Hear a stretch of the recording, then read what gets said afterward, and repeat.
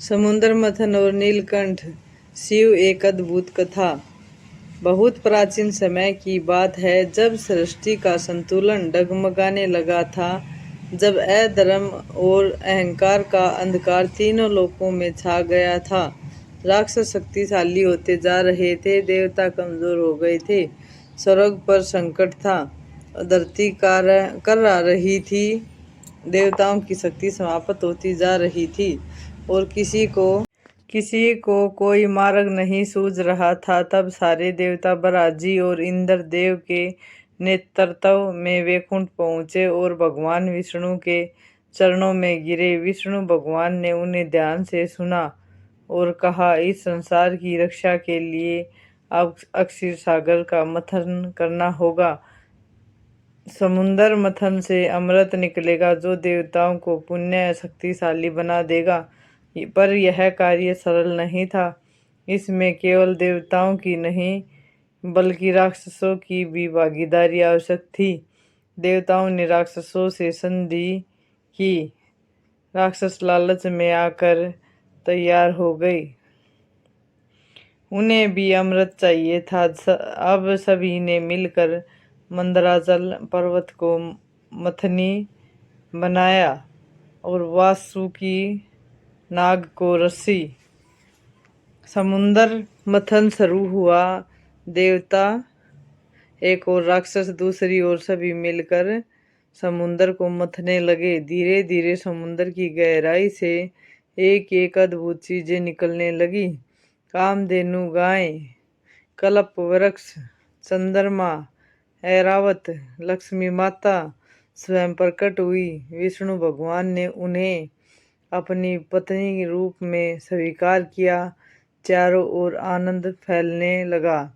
लेकिन तभी एक भयंकर गर्जना हुई। समुद्र का जल उफान मारने लगा।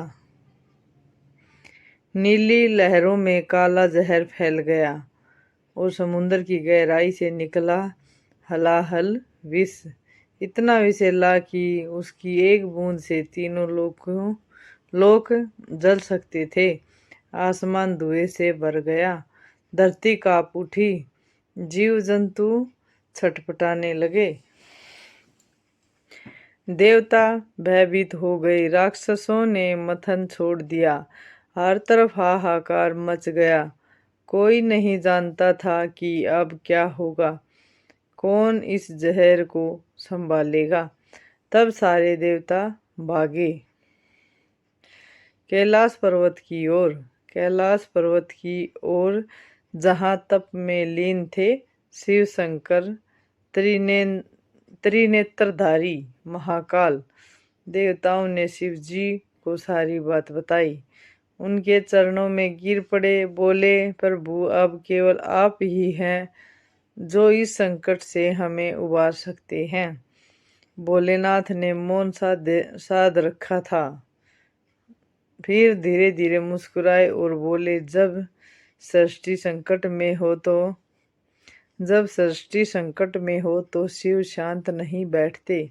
उन्होंने कोई प्रश्न नहीं किया, न ही कोई शर्त रखी। वो सीधे उस हलाहल विष के पास पहुंचे और पूरे ब्रह्मांड की आंखों के सामने सारा विष